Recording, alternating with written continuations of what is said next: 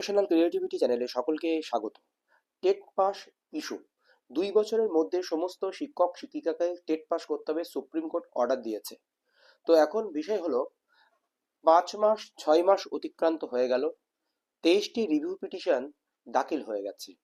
আমরা যদি 1 2 3 4 5 এইভাবে দেখতে থাকি, তাহলে আমরা দেখব 2025 সালে মোট 19টি রিভিউ পিটিশন দাখিল হয়েছিল। লাস্ট করেছিল স্টেট অফ অন্ধ্রপ্রদেশ।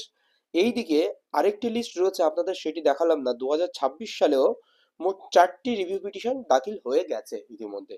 তাহলে মোট 23টি রিভিউ পিটিশন দাখিল হয়েছে। এখন শুনানি কেন হচ্ছে না? এত বড় একটি ইস্যু, সেখানে শুনানি কেন হচ্ছে না? কারণ রিভিউ কি ফলশ্রুতি হতে পারে কি না হতে পারে, তো এই হচ্ছে বিষয়।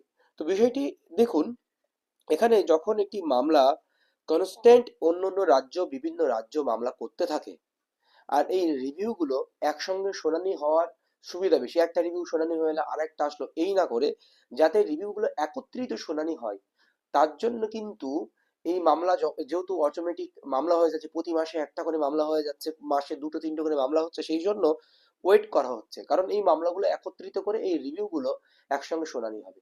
আর রিভিউ শুনানি কিভাবে হয়? রিভিউ শুনানি ডাইরেক্ট কিন্তু শুনানি হয় না অন্য অন্য মামলা, মানে নর্মাল এসএলপি বা অন্য অন্য মামলার মতো।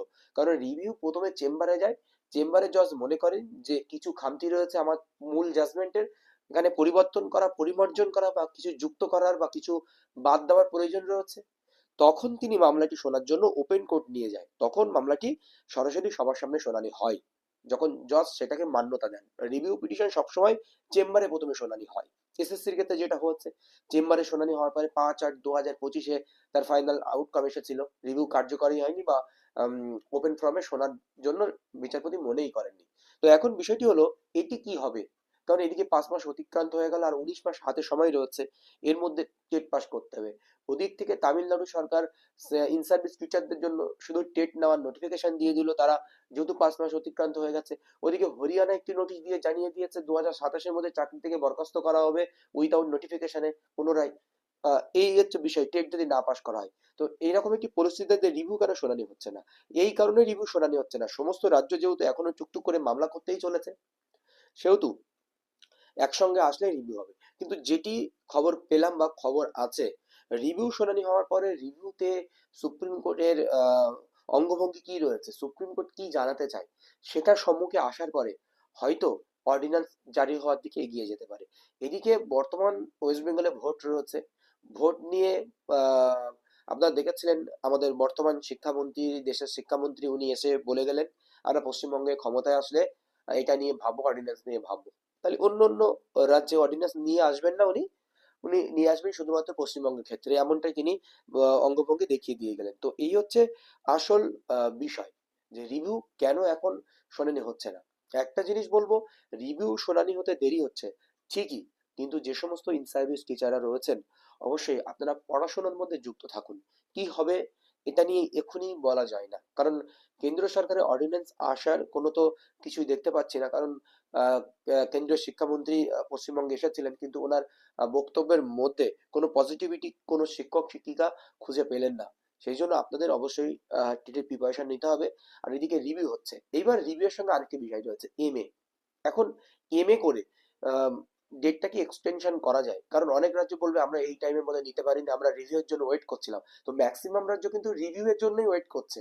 রিভিউ এর ফলশ্রুতি কি আসবে সেটার উপর ভিত্তি করে তারা টেট নেবে।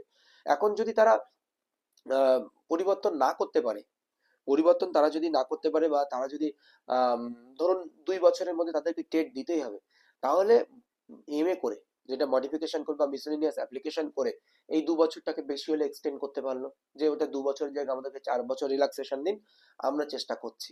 আর এটা আমি আপনাদেরকে এই ভিডিওর মাধ্যমে বলে রাখলাম, যদি রিভিউ কিছু না হয় বা কোনো কিছু না হয়, এমএ হবে বিভিন্ন রাজ্য থেকে, তাদের তাদের ডেট বাড়ানোর জন্য অবশ্যই প্রত্যেকটা পক্ষ থেকে চেষ্টা হবে, প্রত্যেকটা পক্ষ চেষ্টা করবে। আর এমএতে ডেট অবশ্যই এক্সটেন্ড হবে। আর রিভিউ একটা জিনিস, যে জজ মূল অর্ডার দিয়েছেন, প্রিন্সিপাল অর্ডার যেটি দেওয়া হচ্ছে, সেই অর্ডারের উপরে ভিত্তি করে যে জজেরা ছিলেন, সেই জজ কিন্তু সেই রিভিউও দেখবেন। তাহলে ওই জজ কখনোই নিজের জাজমেন্টের ভুল কিন্তু ধরবেন না, কারণ উনি যে জায়গাটাই ধরেছেন যে আরটি অ্যাক্ট যে জায়গায় ধরেছেন টেটের যে এনসিটি রুলস রয়েছে সেই রুলসের উপরে ভিত্তি করে যে অর্ডারগুলো উনি দিয়েছেন রেট্রোস্পেক্টিভ এফেক্টে, তিনি ওই জায়গা থেকে কি আবার নতুন করে সরে নতুন কিছু অর্ডার দেবেন? এটা কিন্তু বড় একটা প্রশ্নের জায়গা তৈরি হয়ে যাচ্ছে। একই জজ একই অর্ডার দিয়েছেন, ওনার প্রিন্সিপাল অর্ডারকে রিভিউতে চেঞ্জ করার চান্স খুবই কম থাকে। একটা ইগল লড়াই চলে আসে, যেটা এসএসসির ক্ষেত্রে আপনারা দেখতে পেলেন। তো এই হচ্ছে বিষয়। এমএ করে ডেট এক্সটেন্ড করলো, কিন্তু অর্ডিন্যান্স জারি হলো। ডেট এক্সটেন্ড বলতে কি, টেট আপনাকে পাস করতেই হবে, হয়তো 2 বছরের জায়গায় 3 বছর করে নিল।